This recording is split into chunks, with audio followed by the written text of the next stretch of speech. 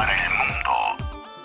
En vivo, la palabra de Dios desde el Tabernáculo Bíblico Seguidores de Jesús. Dios es más glorificado mientras más satisfechos estemos en Él. En vivo. En vivo. Al aire. Para aquellos que hemos estado en los estudios de Gálatas los días jueves, pues ya tendrán un poquito de conocimiento de lo que hemos estado hablando. Y vamos a hacer un pequeño repaso y una introducción breve a lo que es la carta de los Gálatas. Mis amables hermanos, Gálatas capítulo 1, versículo 6. Cuando usted lo encuentre me puede contestar con un amén y lo leemos todos juntos, ¿de acuerdo? Libro de Gálatas. Seguiremos estudiando Gálatas estos jueves. Han sido una carta de mucha bendición. ¿Cuántos hemos estado aquí los jueves? Hemos aprendido bastante de esta carta y será de mucha bendición para todos. Así es que, mis amables hermanos, Gálatas, capítulo 1, versículo 6. ¿Lo tenemos? La palabra del Señor se lee en nombre del Padre, en el nombre del Hijo, en la comunión de su Santo Espíritu. Leemos desde el versículo 6 hasta el versículo 10. Dice la palabra del Señor: estoy maravillado de que tan pronto, leámoslo todos juntos. Estoy maravillado de que tan pronto os hayáis alejado del que os llamó por la gracia de Cristo para seguir un evangelio diferente. No que haya otro, sino que hay algunos que os perturban y quieren pervertir el evangelio de Cristo. Mas si aún nosotros o un ángel del cielo os anunciare otro evangelio diferente del que os hemos anunciado, sea anatema. Como antes hemos dicho, también ahora lo repito: si alguno os predica diferente evangelio del que habéis recibido, sea anatema. Pues, ¿busco ahora el favor de los hombres o el de Dios? ¿O otra de agradar a otros hombres, a los hombres? Pues si todavía agradara a los hombres, ¿no sería? Muy bien, mis amables hermanos. Pueden tomar su asiento.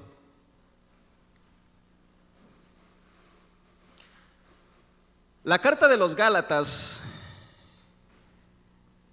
esta carta la escribió el apóstol Pablo a los de Galacia, a la iglesia de Galacia.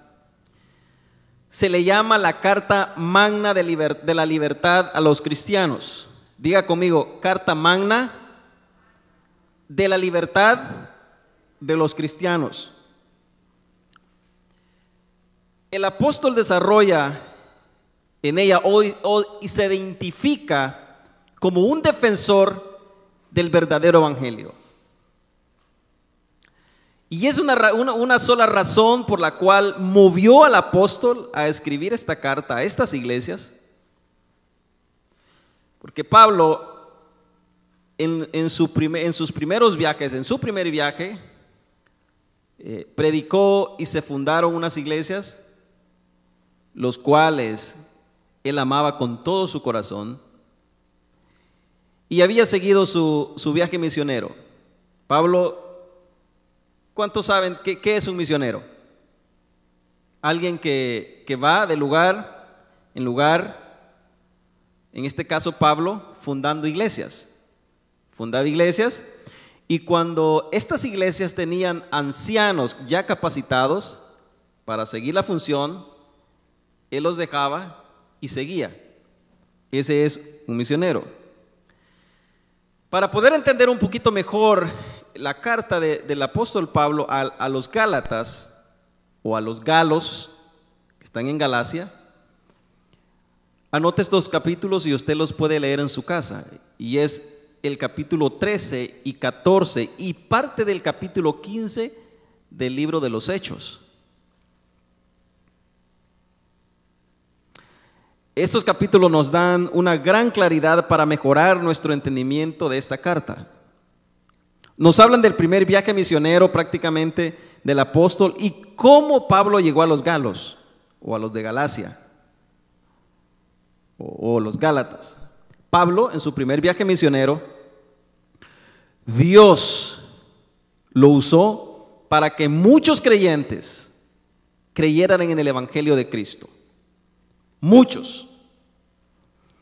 Hechos capítulo 13, versículo 48. Los gentiles, oyendo esto, o sea, cuando Pablo predicaba, se regocijaban y glorificaban la palabra del Señor, y creyeron todos los que estaban ordenados para vida eterna. Este versículo tiene algo muy peculiar, no sé si usted lo notó. Leámoslo todos juntos, bien despacio y entendiendo lo que estamos leyendo. Dice: los gentiles, oyendo todo, se regocijaban y glorificaban la palabra del Señor, y creyeron todos. Vea, los que estaban, ¿qué dice? ¿Ordenados para qué? Para vida eterna. Es un versículo clave para poder entender que el sacrificio o la sangre de Cristo es eficaz solamente para aquellos que están ordenados para vida eterna. No es para todo el mundo, solamente para aquellos en quien la sangre de Cristo se hace eficaz. Y estoy más que seguro, más que convencido, que los que estamos aquí esta noche, la sangre de Cristo ha sido eficaz en nuestras vidas. ¿Para cuántos ha sido eficaz la sangre de Cristo? La sangre de Cristo ha lavado nuestros pecados, ha purificado nuestra vida, ha lavado nuestra suciedad. Por ende, somos santos en Cristo Jesús. Es muy probable que estos judíos que se encontraban juntamente con los galos en este lugar de Galacia eran aquellos judíos que fueron expatriados, los que habían sido llevados cautivos a Siria. Y ya vamos a entrar un poquito más en detalle sobre esto. La nación de Israel era compuesta por ¿cuántas tribus? 12 tribus. Dios había hecho un pacto con la nación de Israel, o sea, con las 12 tribus, que si amaban su nombre, si guardaban su ley, si amaban sus mandamientos y le seguían y respetaban sus ordenanzas, Él estaría con ellos y los protegería y los amaría.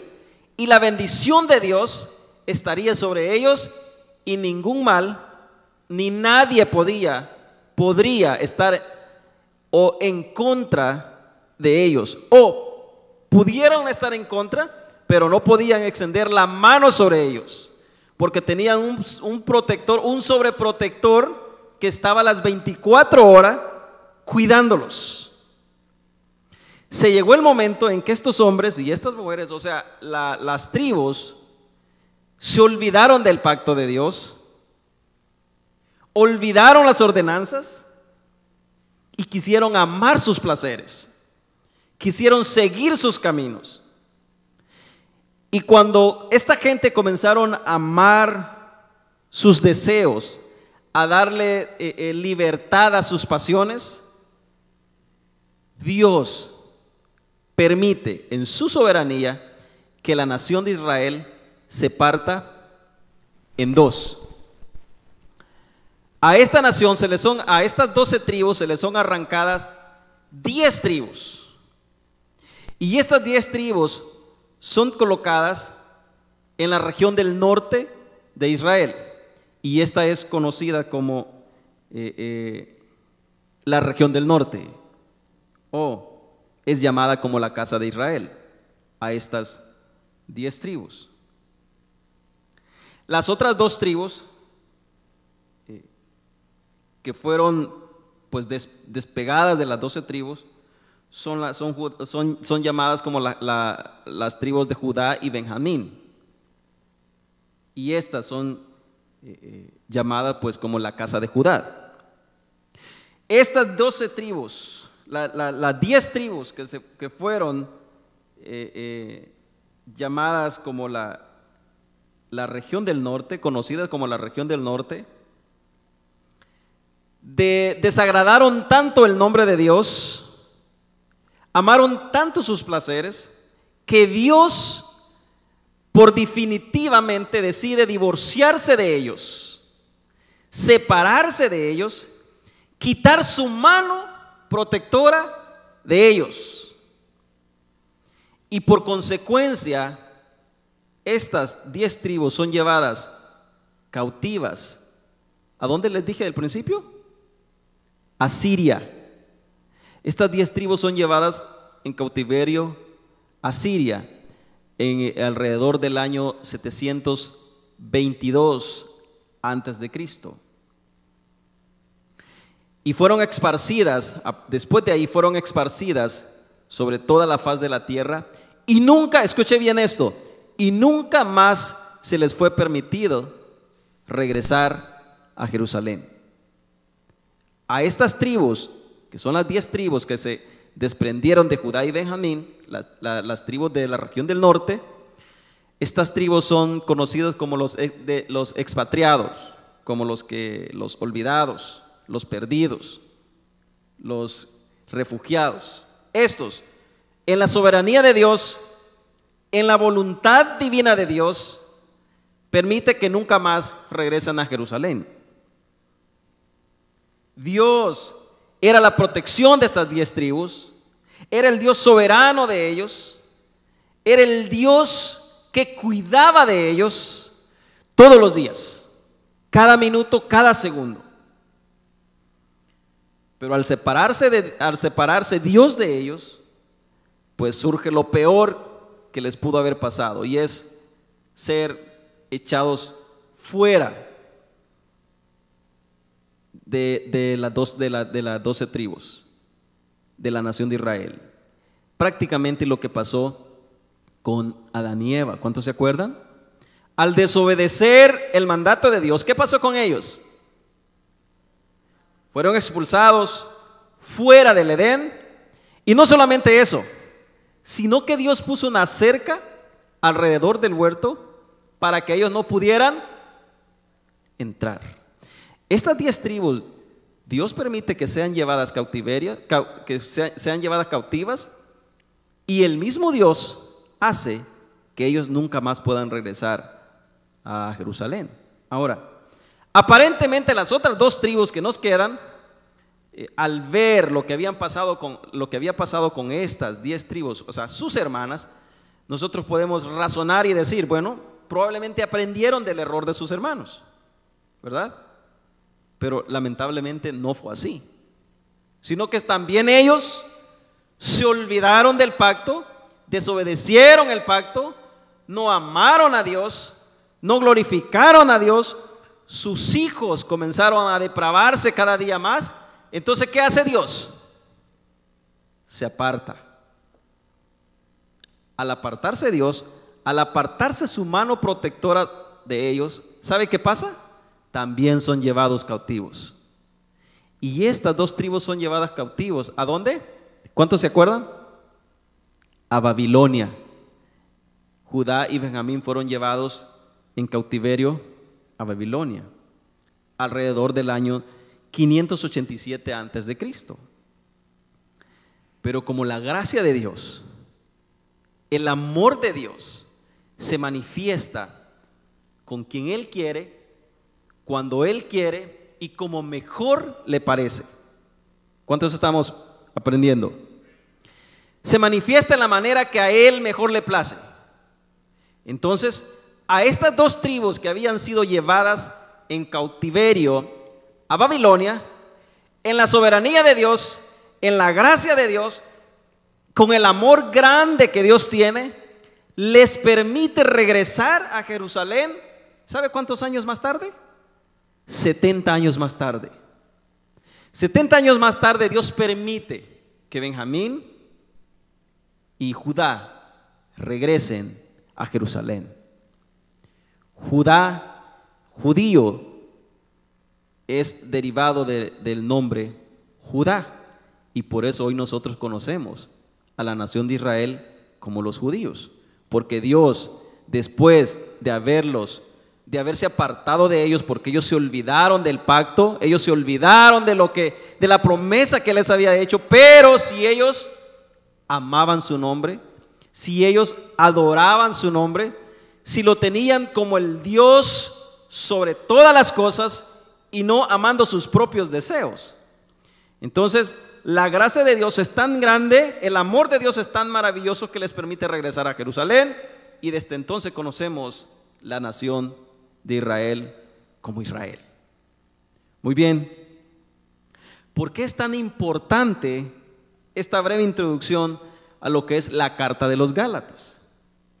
Porque es muy probable que estos judíos que estaban distorsionando la iglesia de Gálatas, la iglesia de los galos, la iglesia a la cual Pablo está escribiendo esta carta, es muy probable que estos judíos que fueron expatriados sean y hayan sido los que estaban tratando de judaizar a la iglesia de los Gálatas, tratar de distorsionar el mensaje que Pablo había dado a estas iglesias.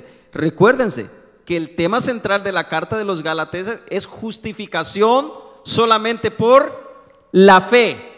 Entonces ellos no pueden percibir esto, porque el judío lo que percibe es: no, para yo poder ser aceptado por Dios, número uno, tengo que ser circuncidado, número dos, tengo que guardar el sábado, y número tres, tengo que guardar todas las fiestas que los judíos guardan. Entonces Pablo les está diciendo: amables hermanos, todas estas cosas ya no son necesarias, porque no es por obras para poder obtener el favor de Dios, sino que es por gracia que hemos sido justificados ante Dios. Entonces todas estas cosas que Pablo enseña para el judío son herejías. Entonces dicen ellos: ¿cómo puede ser que nosotros hemos crecido, hemos conocido la ley, se nos ha enseñado que para poder alcanzar el favor de Dios tenemos que comenzar a cumplir todo lo que la ley de Moisés nos manda? ¿Cómo puede ser que este hombre llamado Pablo venga a poner el acercamiento a Dios tan fácil, verdad? Porque aparentemente para ellos suena muy fácil. Ellos tratan de cumplir, de cumplir y de cumplir. Sabemos que nadie puede cumplir la ley, sino que solo uno vino y la cumplió. ¿Quién fue este? Cristo Jesús. Entonces estos por más que traten de cumplir la ley, no la van a poder cumplir. Por eso eran necesarios los sacrificios en el día de la expiación. ¿Cuántos se acuerdan? Porque necesitaban que sus pecados fueran pasados por altos, o sea, perdonados. Entonces Pablo les dice: no más sacrificios, simplemente tienen que creer en este mensaje, y como el hecho de creer tiene el mayor gozo que cuando creemos porque algo maravilloso ha surgido en nosotros, un despertar ha surgido en nosotros, pero no porque nosotros hayamos querido creer, sino porque Dios mismo ha puesto en nosotros el querer como el hacer, ¿verdad? Algo maravilloso ha surgido en nosotros que nosotros no nos hemos dado cuenta, sino que es el Espíritu Santo quien ha llegado y por segunda vez ha dado el soplo de vida en nosotros para que nosotros podamos escuchar la voz de Dios. Entonces Pablo les dice: mis amables hermanos, la justificación ante Dios de nuestros pecados o de lo malo que somos lo podemos obtener solamente por la gracia de Cristo, solamente por la fe, creer en Cristo Jesús. Entonces estos hombres, al escuchar, los judíos que estaban ahí, o esta gente que estaban judaizando a estas iglesias, al escuchar esta clase de mensaje, y estas iglesias que habían creído, porque dice el Hechos 13:14 que leímos, que los gentiles, a escuchar esto, muchos, ¿qué dice? Creyeron en el mensaje que Pablo les estaba predicando. ¿Y cuál es el mensaje? El evangelio que Pablo les había predicado. Muy bien. Pablo les expresa que la gracia de Cristo proviene no por ninguna obra, No por algo bueno que ellos puedan hacer o porque tengan potencial para dar a Dios. Es todo lo contrario. Es porque no tenemos nada que dar a Dios, por el cual la gracia de Dios se manifiesta en nuestras vidas. Porque nos levanta de donde estamos y nos hace, el mismo Espíritu Santo nos hace que miremos a Dios grande, porque nosotros somos pequeños. Y eso es lo maravilloso del Evangelio, mis amables hermanos. Hay un grave problema que pasa y unos es prácticamente lo peor que le puede pasar a alguien que cree o que predica un evangelio que no es el evangelio de Cristo. El mismo apóstol Pablo lo dice en los versículos, creo que ya le voy a decir en el versículo 11. En el versículo 11 dice: mas os hago saber, hermanos, que el evangelio anunciado por mí no es según hombre, pues yo ni lo recibí ni lo aprendí de hombre, pues yo ni lo recibí o lo aprendí de los hombres algunos, sino por revelación de Jesucristo. Ya le digo.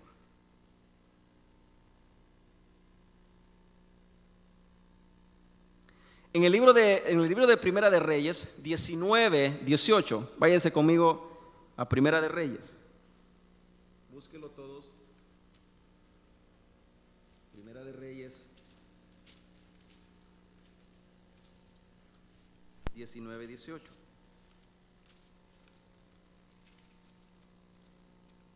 ¿Lo encontraron? Dice así: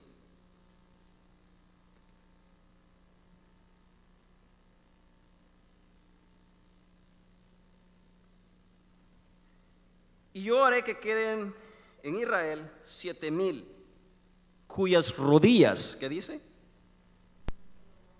Ante Baal, y cuyas bocas.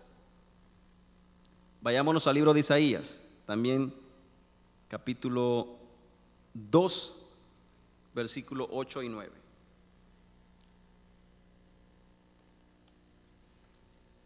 Isaías 2, 8 y 9.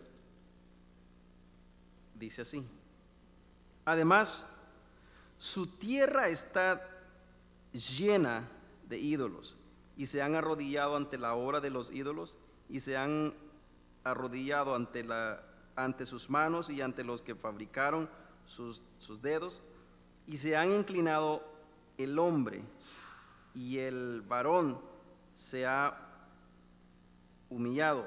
Por tanto, ¿qué dice? No los perdones. Dice el apóstol Pablo: mas sin embargo, si nosotros, dice, o alguien más, o un ángel que baje del cielo y les predique otro evangelio que no es el que nosotros les hemos predicado, el que nosotros les hemos enseñado, ¿qué dice? Sea maldito. Mis amables hermanos, te cae o nos cae el peso de Dios sobre aquellos que hemos recibido el evangelio y que hemos atesorado la palabra de Dios y que hemos amado las maravillas de la gracia, y que de repente nuestro oído tenga comezón de oír algo que no es el evangelio. ¿Sabe qué pasa? Somos malditos.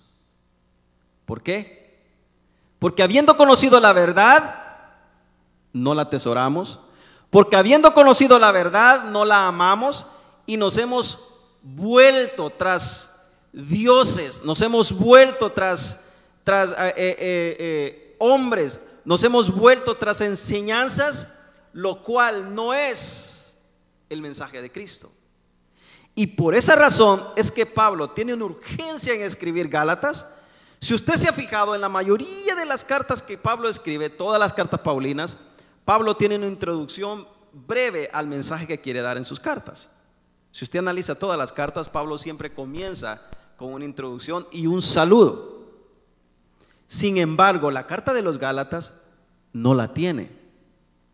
Y es más, No pasan ni muchos versículos cuando en el versículo 6 dice Pablo esto: estoy maravillado. O sea, en pocas palabras, en muy buenas palabras salvadoreñas diríamos nosotros: estoy asustado, estoy asombrado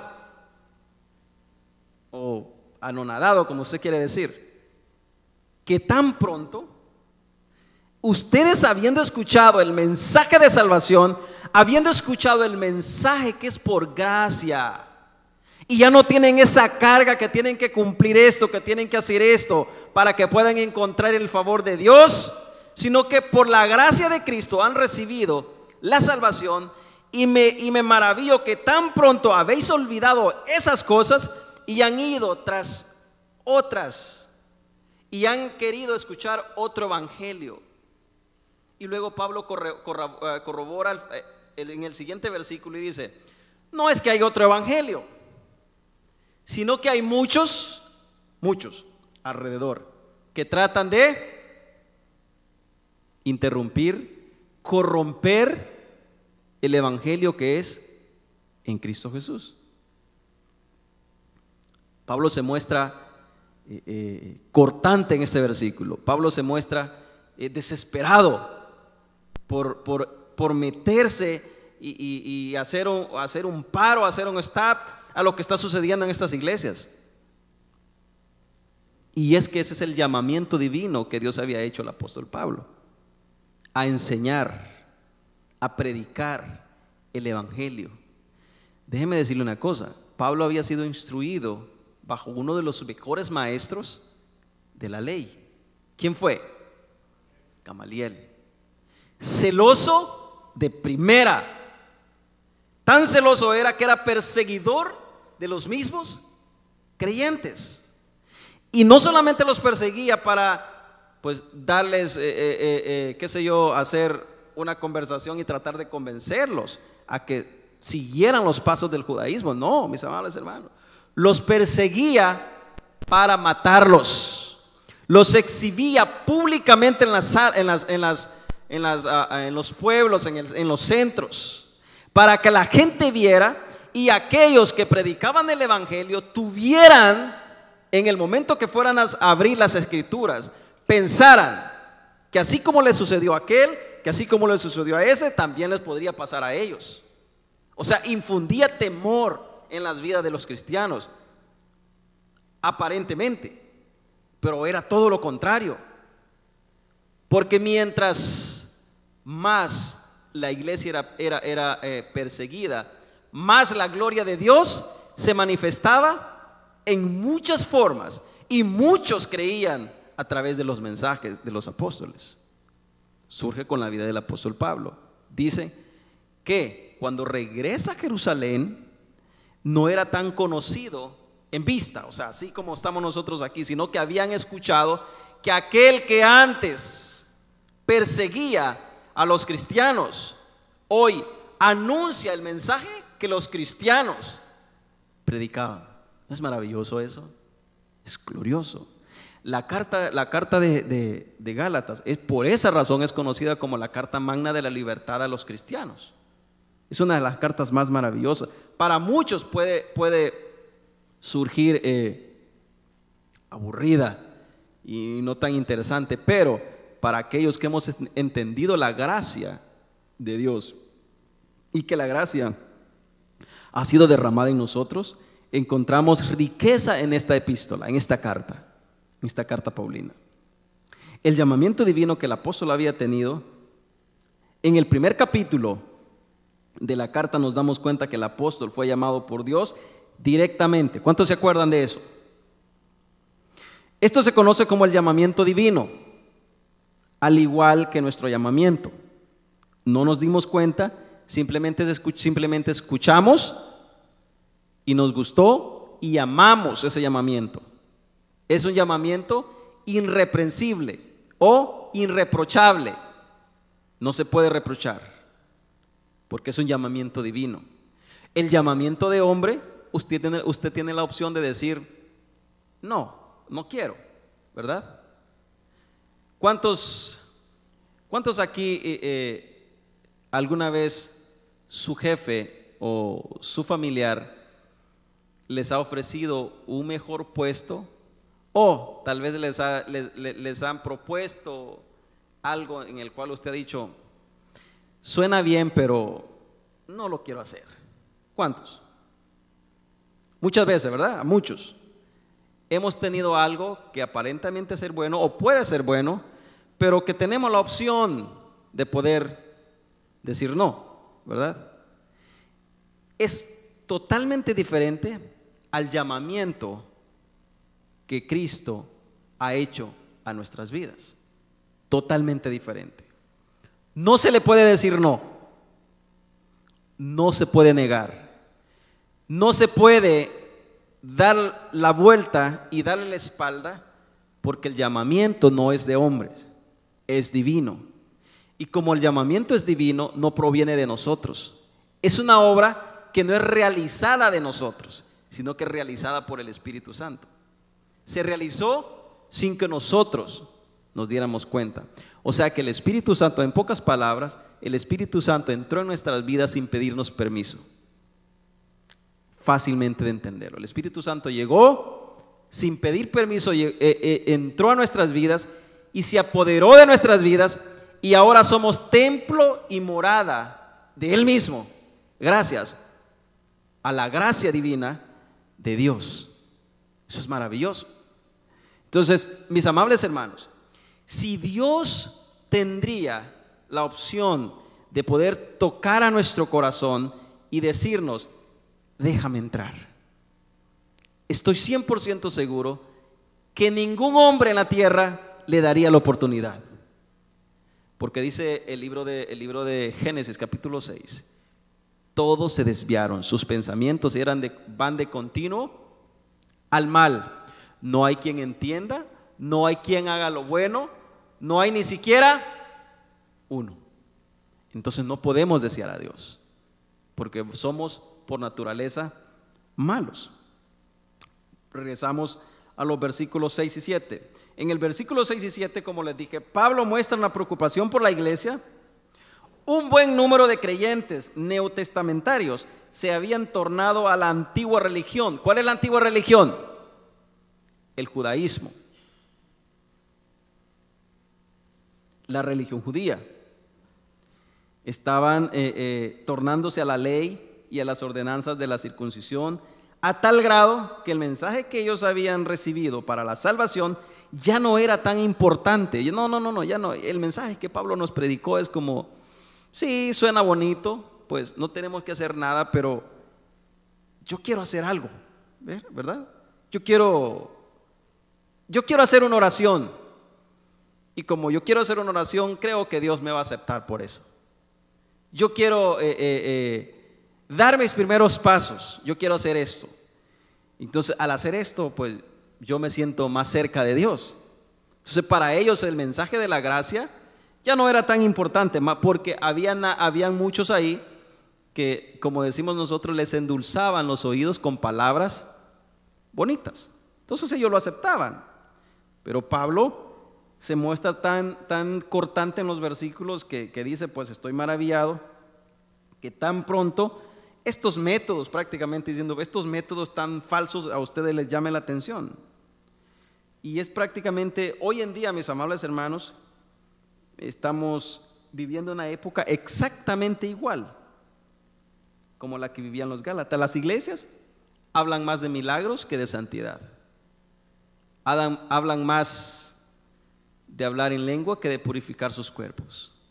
Hablan más de hacer cosas que derramar su vida ante Dios en sacrificio. ¿Y qué mejor alabanza, mis amables hermanos, que el entregar nuestro cuerpo a Cristo? ¿Qué mejor alabanza que despojarnos nosotros a nosotros mismos y dejar que sea Él quien nos llene de su gracia? Pablo llega a este lugar y muestra su carácter de siervo y definitivo del evangelio, del verdadero evangelio, puesto que es su trabajo como apóstol, para empezar, predicar y hacer ver el error en el que estaban viviendo estas iglesias. En el Gálatas 1:23 dice: solamente oían decir lo que les dije. Aquel que en otro tiempo nos perseguía. ¿Quiénes decían estos? Los cristianos, ¿verdad? Decían, solamente oían decir, aquellos que en otro tiempo nos perseguía, ahora predica la fe que en otro tiempo, ¿qué dice? Asolaba. Este versículo prácticamente es la base que identifica a un hijo de Dios, a un verdadero siervo de Dios. Te muestra quién eras y quién sos ahora. Antes asolaba a los creyentes, hoy les predica y les exhorta a amar más a Dios sobre todas las cosas. Y esto era prácticamente lo que esta gente estaba odiando de lo que Pablo andaba haciendo. Que el mensaje que Pablo predicaba era de aquel a quienes ellos mismos habían crucificado. Aquel a quienes ellos mismos habían dicho, no, ese no es nuestro Mesías. Es más, prefirieron a un ladrón que al que sí era el verdadero Mesías. Cuando el rey les dio la opción al pueblo, ¿a quién quieren que les suelte?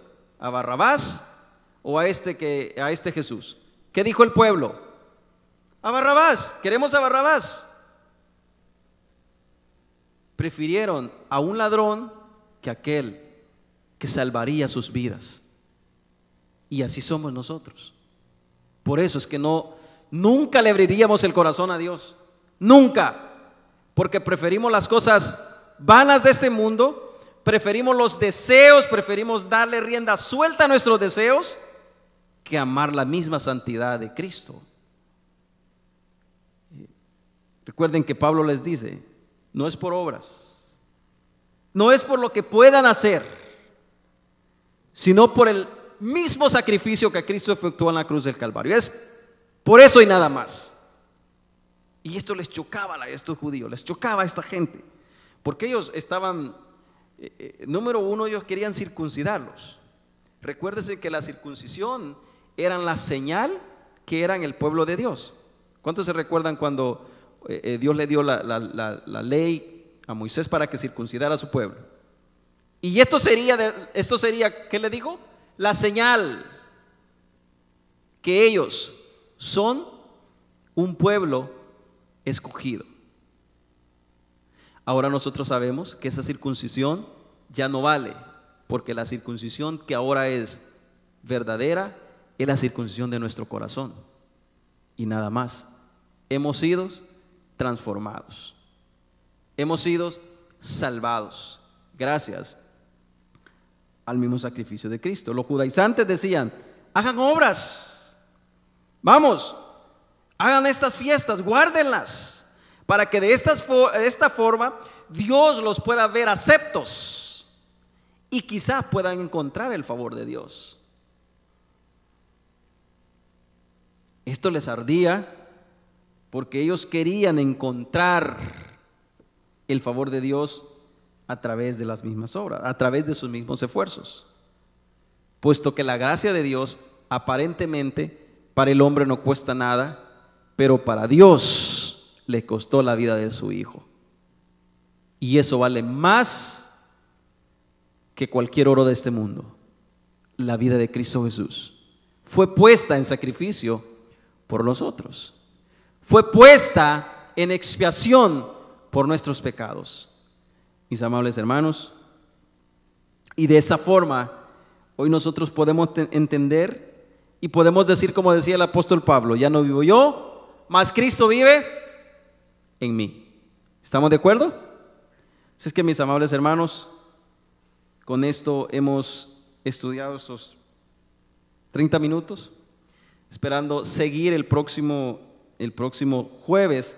Mis amables hermanos, les invitamos a que nos sigan acompañando el próximo jueves e invitar más hermanos que vengan. Estamos empezando este servicio, queremos de nuevo levantar el servicio de lo que es familias en oración, para que todos juntos podamos aprender y podamos orar. Todo lo que dice la ley, lo dice a quienes están sujetos a ella, para que todo el mundo se calle la boca y quede convicto delante de Dios. Por tanto, nadie será justificado en presencia de Dios por hacer las obras que exige la ley. Más bien, mediante la ley cobramos conciencia del pecado. Pero ahora, sin la mediación de la ley, se ha manifestado la justicia de Dios, de la que dan testimonio la ley y los profetas. Esta justicia de Dios llega mediante la fe en Jesucristo a todos los que creen. De hecho, no hay distinción, pues todos han pecado y están privados de la gloria de Dios. Pero por su gracia son justificados gratuitamente mediante la redención que Cristo Jesús efectuó. Dios lo ofreció como un sacrificio de expiación que se recibe por la fe en su sangre, para así demostrar su justicia. Anteriormente, en su paciencia, Dios había pasado por alto los pecados, pero en el tiempo presente ha ofrecido a Jesucristo para manifestar su justicia. De este modo, Dios es justo y a la vez el que justifica a los que tienen fe en Jesús. Arrepiéntete y ven a Jesús.